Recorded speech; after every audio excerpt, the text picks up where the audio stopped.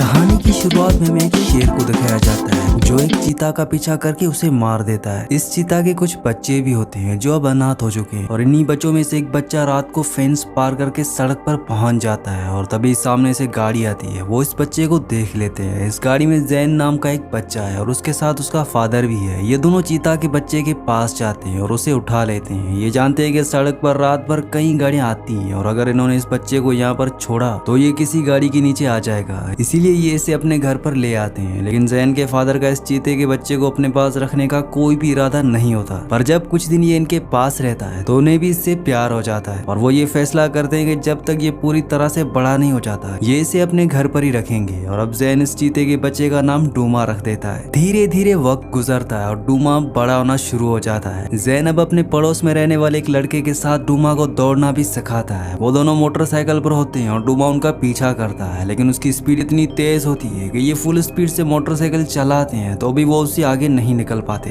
वक्त गुजरने के साथ डूमा पूरी तरह से ग्रो हो चुका है और एक दिन जैन के फादर कहते हैं कि अब हमें डूमा को उसी जगह छोड़ना होगा जहाँ से हम इसे लाए थे। ये इसका घर नहीं है, इसका असली घर वहीं पर है। ये यहाँ पर सरवाइव नहीं कर सकता। जैन अपने फादर से कहते हैं कि ये वाइल्ड नहीं बनना चाहता, ये हमारे साथ रहना चाहता है और वैसे भी अब चीता बहुत कम बचे हुए हैं। उसके डैड नक्शे पर कुछ जगहों के निशान लगाते हैं और वो कहते हैं कि इस जगह में डूमा मिला था और यहाँ पर आज भी बहुत सारे चीता हैं। ये जगह डूमा के लिए बेहतर है। अगर तुम चाहते हो कि डूमा अपनी असली जिंदगी जिए जिसमें वो पैदा हुआ है तो हमें इसे वहाँ छोड़ना होगा। जैन अपने फादर की बात समझ जाता है और वो इस बात के लिए एग्री हो जाता है, लेकिन इससे पहले कि ये डूमा को उस जगह लेकर जाते हैं तब जैन के फादर की तबीयत खराब हो जाती है और उनकी मौत हो जाती है। उनकी मौत के बाद जैन की मॉम कहती है कि इस जगह को हमें लीज पर देना होगा और यहाँ से हमें शहर शिफ्ट होना होगा जहाँ पर मैं जॉब करूंगी, क्योंकि इसके अलावा हमारे पास और कोई भी रास्ता नहीं है। हालांकि जैन ऐसा नहीं करना चाहता, लेकिन उसकी मॉम जो कह रही है वो ठीक कह रही है और अब जैन, उसकी मॉम और डूमा ये तीनों के तीनों शहर में शिफ्ट हो जाते हैं। यहाँ पर जैन का स्कूल में एडमिशन करवाया जाता है और जब जैन की मॉम जैन को स्कूल से लेने के लिए जाती है तो डूमा भी घर से निकलकर उनकी गाड़ी का पीछा करना शुरू कर देता है और वो भी स्कूल में पहुंच जाता है। जैन डूमा को देख लेता है, लेकिन जैन का टीचर जैन को क्लास से बाहर नहीं जाने देता और अगले पल बाहर शोर मचना शुरू हो जाता है क्योंकि बच्चों ने इस चीता को, मतलब कि डूमा को देख लिया होता है। डूमा भी अब भागना शुरू कर देता है और जैन अपने डूमा को ढूंढते ढूंढते वॉशरूम में पहुंच जाता है जहाँ पर कुछ बच्चे उसे परेशान करना शुरू कर देते हैं। यहाँ पर डूमा भी होता है और जैसे डूमा बाहर आता है तो वो बच्चे उससे डर जाते हैं। उनके हाथ से वो पैसे भी गिर जाते हैं जो उन्होंने दूसरों से छीने थे। ये सारे पैसे जैन अपने पास रख लेता है और अब जैन और डूमा यहाँ से भागना शुरू करते हैं क्योंकि इनके पीछे सिक्योरिटी वाले होते हैं जो डूमा को पकड़ना चाहते हैं और ये भागते भागते शहर के बाहर पहुंच जाते हैं। और अब जैन जानता है कि वो घर डूमा को लेकर गया तो उसे पकड़ लिया जाएगा, इसीलिए वो फैसला करता है कि जो उसके डैड ने और उसने डिसाइड किया था कि वो डूमा को उसी जगह छोड़ आएंगे जहाँ पर वो मिला था, जो उसका असली घर है। वो अब खुद डूमा को उस जगह लेकर जाएगा, इसीलिए वो अपने फादर की मोटरसाइकिल में डूमा को बैठाकर घर से निकल जाता है और गराज में अपनी मॉम के लिए चिट्ठी लिख कर जाता है कि मैं डूमा को छोड़कर वापस आ जाऊंगा। और अब ये दोनों के दोनों अपने एक ऐसे सफर में है जो बहुत मुश्किल है। काफी दूर जाने के बाद जैन मैप देखता है। ये वही मैप है जिस मैप पर उसके डैड ने निशान लगाए थे कि इन्हें डूमा को कहाँ छोड़ना है और वो देखता है कि अभी भी इनका सफर बहुत लंबा है। वो डूमा को अपनी बाइक पर बैठाकर अब यहाँ से और आगे निकल जाता है, लेकिन कुछ दूर जाने के बाद उनकी गाड़ी का पेट्रोल पूरी तरह से खत्म हो जाता है। ज़ैनब अपनी बाइक को धक्का देते हुए यहाँ से आगे बढ़ता है। ये पूरी तरह से एक बीहड़ है, दूर दूर तक उसे कुछ भी नहीं दिखता। पर जब ये कुछ और आगे बढ़ते हैं तो इन्हें क्रेस्ट प्लेन दिखता है और जैन और डूमा शेल्टर लेने के लिए वहाँ पर चले जाते हैं। इनके पास ना खाना है, ना पानी और ना ही इनकी गाड़ी में पेट्रोल। ये दोनों बहुत थक भी गए होते हैं, इसीलिए ये यहाँ पर आराम करने का फैसला करते हैं। और जब ये आराम कर रहे होते हैं तभी यहाँ पर एक आदमी आता है। इस आदमी का नाम रिप है। ये ड्रिफ्टर है जो एक जगह से दूसरी जगह बिना किसी मकसद के, बिना किसी काम के घूमता रहता है। ये जैन की मोटरसाइकिल लेकर यहाँ से जाना चाहता है और जब वो उसे स्टार्ट कर रहा होता है तो जैन मोटरसाइकिल की आवाज सुनकर बाहर आ जाता है। जैन रिप से पूछता है कि तुम ये क्या कर रहे हो। रिप उसे कहता है कि मैं साउथ जा रहा हूँ, तुम्हें इसमें कोई प्रॉब्लम है। जैन उसे कहता है कि हम वेस्ट जा रहे हैं। रिप उसे कहता है कि हम कौन, क्या तुम्हारे साथ कोई और भी है। और तभी डूमा बाहर निकल आता है और जब रिप डूमा को देखता है तो पूरी तरह से घबरा जाता है। जैन रिप से कहता है कि तुम्हारे पास पानी है, मैं तुम्हें राइड दे सकता हूँ, यानी कि अपनी मोटरसाइकिल पर अपने साथ आगे लेकर जा सकता हूँ। और वो उसे पीने के लिए पानी देता है। रिप उसे कहता है कि ये चल क्यों नहीं रही। जैन उसे बताता है कि इसमें पेट्रोल नहीं है, पर जैन के पास एक आइडिया होता है। अंदर इन्हें एक पैराशूट मिलता है जो वो अपनी बाइक के आगे लगा देता है और हवा जब पैराशूट के अंदर भरती है तो वो उनकी बाइक को आगे धकेलना शुरू कर देती है। वीडियो में आगे बढ़ने से पहले आप सबसे रिक्वेस्ट है कि मेरे 99% व्यूवर्स वीडियो तो देखते हैं लेकिन चैनल को सब्सक्राइब नहीं करते और ना ही वीडियो को लाइक करते हैं, तो आप सबसे आपसे रिक्वेस्ट है कि मेरे चैनल को सब्सक्राइब और वीडियो को लाइक लाजमी से कर दिया करें। अब इनकी बाइक एक डेजर्ट सेल बोट बन चुकी है। दरअसल ये सब उसे अपने फादर ने सिखाया होता है। इसके बाद ये बहुत लंबा सफर इसी बाइक से इसी तरह से तय करते हैं और जब आगे झाड़ियां आ जाती हैं तो उन्हें मजबूरी में अपनी बाइक को वहीं पर छोड़ना पड़ता है। ये तीनों के तीनों अब बहुत प्यासे हैं। रिप कहता है कि मैं पानी का कुछ इंतजाम करता हूँ और वो एक सही जगह देखकर वहाँ पर खोदना शुरू कर देता है और बहुत गहरा गड्ढा करने के बाद वहाँ से पानी निकल जाता है और अब ये पानी पीकर अपनी प्यास बुझाते हैं, लेकिन ये भूखे भी होते हैं। और तभी इन्हें एक शतुरमुर्ग दिखता है। जैन डुमा को जंगल के कानून सिखाना चाहता है, उसे शिकार करना सिखाना चाहता है ताकि जब वो उसे छोड़े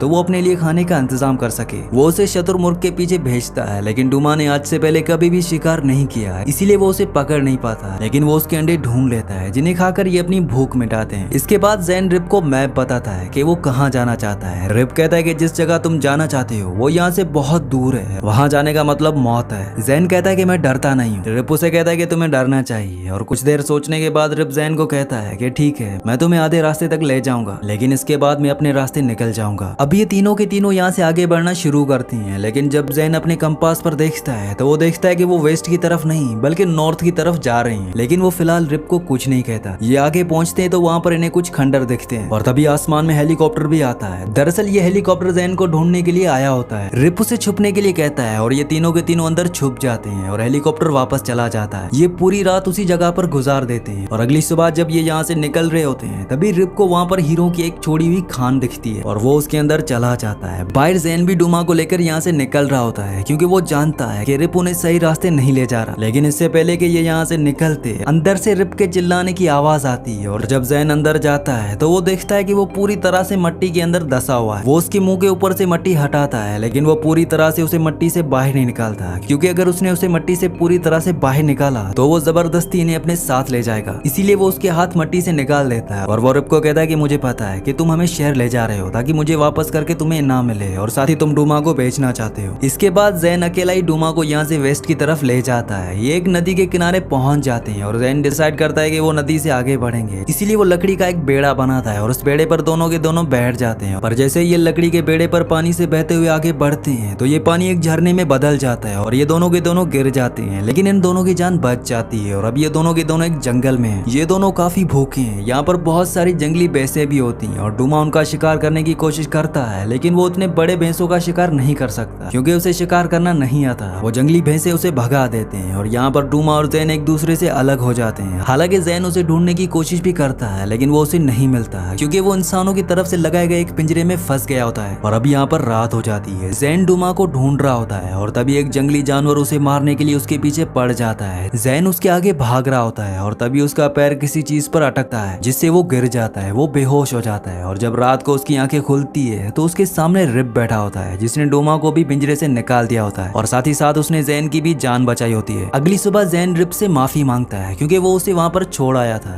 रिप उसे कहता है कि तुमने ठीक सोचा था, मैं यही सोच रहा था कि तुम दोनों के बदले में कितने पैसे कमा सकता हूँ, लेकिन अब वो ऐसा नहीं करना चाहता। वो इन दोनों की मदद करना चाहता है। वो उसे अपने बारे में बताता है कि वो अपने गाँव फैमिली सब कुछ छोड़कर बड़े शहर चला गया था ताकि वो पैसे कमा सके, लेकिन वो पैसे नहीं कमा पाया और उसे जेल हो गई और अब वो दोबारा कभी भी वापस जेल नहीं जाना चाहता। यहाँ पर ये तीनों के तीनों भूखे होते हैं, इसीलिए शिकार करने की भी कोशिश करते हैं, लेकिन डुमा एक बार फिर से हिरन का शिकार करने से चूक जाता है। ये कहते हैं कि अब इन्हें यहाँ पर भूखा ही रहना होगा और तभी ये देखते हैं कि यहाँ पर कुछ लोग कैंपिंग करने के लिए आए होते हैं जिनके पास बहुत सारा खाना होता है और ये दोनों एक प्लान बनाते हैं। जैन उनके पास एक जख्मी लड़के की तरह जाता है और जब वो उसकी शर्ट खोलते हैं तो उसकी शर्ट के अंदर सांप होता है। सांप को देखकर वो सभी लोग वहाँ से भाग जाते हैं और जैन और रिप इनका सारा खाना लेकर यहाँ से भाग जाते हैं। इन्हें एक बोट मिलती है और एक बार फिर से ये नदी के सहारे आगे बढ़ना शुरू करते हैं। जैन के पास जो पैसे होते हैं जो उसे स्कूल में मिले थे वो उन पैसों को रिप को देना चाहता है, लेकिन रिप मना कर देता है। पर जैन की जबरदस्ती करने पर रिप उन पैसों को ले लेता है। रिप के पास भी कुछ हीरे होते हैं जो उसे उस हीरे की खान से मिले थे जहाँ पर वो फंस गया था और वो इनमें से एक हीरा जैन को दे देता है ताकि वो हमेशा उसे याद रखे। अब ये नाव का सफर पूरा करने के बाद वेस्ट की तरफ बढ़ना शुरू कर देते हैं। रिप इस जगह को जानता है क्योंकि उसका गाँव यहाँ से बहुत ज्यादा दूर नहीं है। रात होने पर रिप उसे गुफा में ले जाता है। वो कहता है कि मेरे दादा मुझे यहाँ पर लाया करते थे, लेकिन अब लोग यहाँ पर नहीं आते।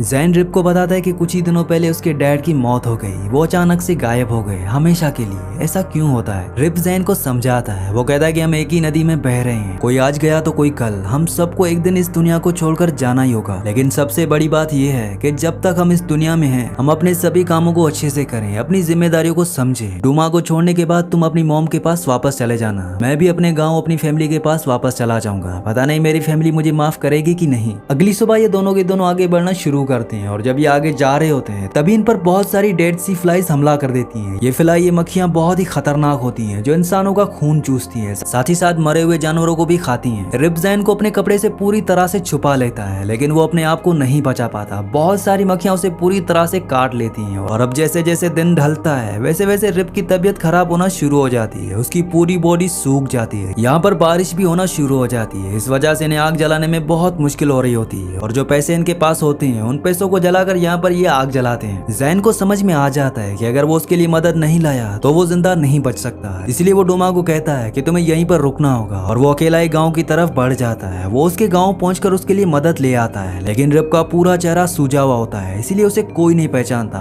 गाँव लाने के बाद रिप के पूरे चेहरे पर एक लेप लगाया जाता है जिसे ये एक मुखौटा बन जाता है और अगली सुबह जब वो मुखौटे को हटाते हैं तो वो देखते हैं कि वो रिप है। इसके बाद रिप की पूरी फैमिली को यहाँ पर बुलाया जाता है। रिप अपने दोनों बच्चों से, अपनी वाइफ से और अपनी मॉम से मिलता है। रिप की फैमिली रिप को वापस पाकर बहुत खुश होती है। रिप ज़ैन को भी अपनी फैमिली से मिलाता है। ज़ैन अगली सुबह जब बाहर जाता है तो डूमा आसपास कहीं भी नहीं होता और जब वो उसे ढूंढता हुआ बहुत आगे निकल जाता है तो वो देखता है कि डूमा एक दूसरे चीता के साथ होता है। वो दोनों आपस में खेल रहे होते हैं और इसके बाद वो दोनों मिलकर एक हिरन का शिकार भी करते हैं। यानी कि डूमा इसी जगह से बिलोंग करता था। हो सकता है कि डूमा इस टाइम जिसके साथ है वो उसी का कोई खोया हुआ भाई हो। और अब ज़ैन को अपने डैड की वो बात याद आती है जब उसके डैड ने उसे समझाया था कि डूमा जंगल से बिलोंग करता है और अगर तुम चाहती हो कि डूमा अपनी असली जिंदगी जिए जिसके लिए वो पैदा हुआ है तो तुम्हें उसे उसकी जगह पर छोड़ना होगा। ज़ैन डूमा को इसी जगह छोड़ने का मन बना चुका है। ज़ैन के पास डूमा आता है। ये दोनों एक दूसरे को प्यार करते हैं। दरअसल ये इन दोनों का फाइनल गुड बाय है। इसके बाद ये शायद कभी भी एक दूसरे को ना देख पाए। इसके बाद ज़ैन रिप से मिलता है और रिप से मिलने के बाद वो सीधा अपनी मॉम के पास जाता है। ज़ैन की मॉम ज़ैन को वापस देखकर बहुत खुश होती है। वो उसे अपने गले से लगा लेती है और अपने पूरे सफर से ज़ैन ये समझ पाता है कि इस दुनिया में बहुत सारी चीजें हैं जो एक दूसरे के लिए बनी होती है। जैसे डूमा के लिए उसका वाइल्डनेस यानी कि उसका जंगल, उसका अपना घर, उसकी अपनी जिंदगी। रिप के लिए उसकी फैमिली और खुद ज़ैन के लिए उसका फादर। उसके फादर जो भी थे, जो भी सोचते थे, जिन भी चीजों पर यकीन करते थे, अब वो ज़ैन के साथ उसकी जिंदगी में आगे चलेंगी। ये कहानी हमें बहुत कुछ सिखाती है। ये हमें सिखाती है कि हमें अपनी जिंदगी में अपनी जिम्मेदारी को समझना चाहिए। जैसे कि रिप की जिम्मेदारी उसकी फैमिली थी, ज़ैन की जिम्मेदारी डूमा को उसके घर तक पहुंचाना था और इस सफर में वो ये समझ पाया कि मौत सिर्फ एक वक्त है जो देर सवेर हर एक की जिंदगी में आना है। इसके साथ साथ वो ये भी समझ पाया है कि हम भले किसी से कितना भी प्यार क्यों ना करें लेकिन हर किसी की एक सही जगह होती है। जैसे डूमा की सही जगह जंगल थी, रिप की सही जगह उसकी फैमिली थी और खुद ज़ैन की सही जगह उसके मॉम के साथ थी। इसी के साथ इस मूवी का एंड हो जाता है। अगली कहानी आप किस मूवी पर सुनना चाहते हैं मुझे नीचे कॉमेंट्स में जरूर बताना और अगर ये वीडियो आपको पसंद आई हो तो इस वीडियो को लाइक लाजमी से कर देना और चैनल को भी सब्सक्राइब कर देना।